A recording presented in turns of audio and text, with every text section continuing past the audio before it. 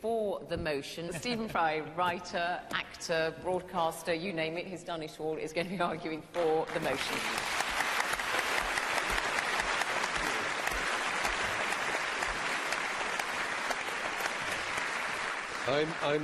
I was very disappointed. Dear Tristram Hunt, who's a marvellous MP and a splendid man and a very fine historian, he actually used the phrase slippery slope. The very fact we want to return the friezes and the metaphors of what now everybody is far too embarrassed, only very recently, to call the Elgin marbles, the very fact we want to return them to the place where they were born does not mean that the Rosetta Stone is going to go back to Egypt. As has already been said, the idea that a museum is some whole, perfect, finished Victorian idea of a kind of a pantechnicon of all world knowledge is nonsensical. Like all things, it changes. And my proposal to you is very simple. How classy it would be if you went in to the British Museum and in the place where now you see the friezes that Elgin took, you saw a film of how they were cast, because they can be cast, unlike a painting, which you can only photograph.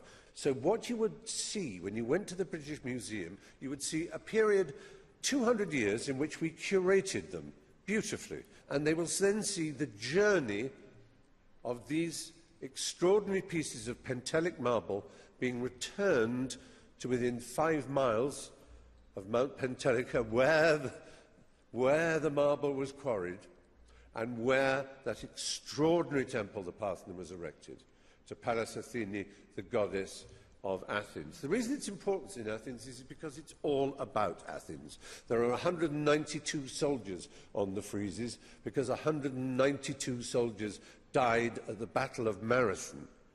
And it was between the Battle of Marathon and their own defeat at the hands of the Spartans, between that period, Periclean Athens, that saw the rise of everything that our culture now depends on.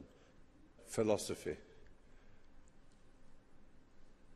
logic, Euclidean mathematics, empiricism, a refusal to take on trust anything that is told to you.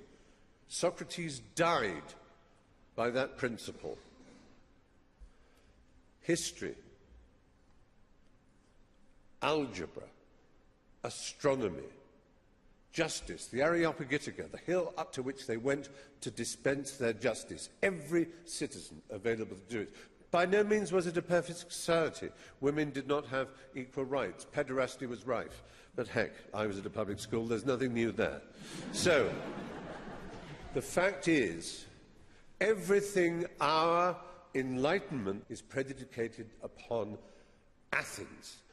And around that time, the Enlightenment, it so happened the Ottoman Empire had completely overtaken Greece.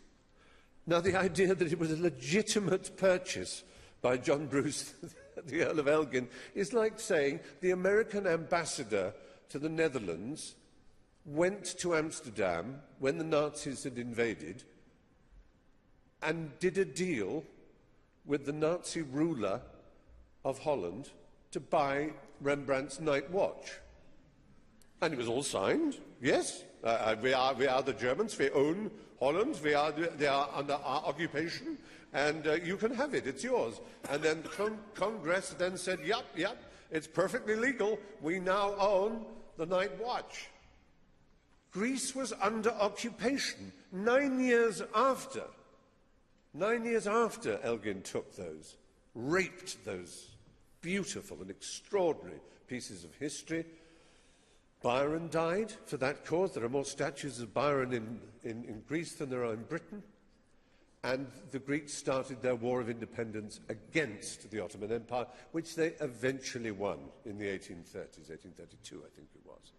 So, we're not talking about some simple business of an English ambassador doing a deal with a legitimate government who gave him the right to take away the stones of the temple that absolutely characterized and personified the greatest civilization the world had yet seen, the one on which ours is predicated.